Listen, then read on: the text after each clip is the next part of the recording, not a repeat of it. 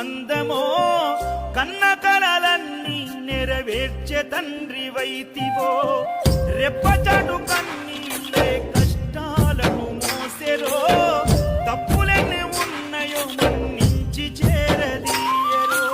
ఓర్వలేదు కలికాలం నాయి పయనం ఆపలేదు పలికిన నోరు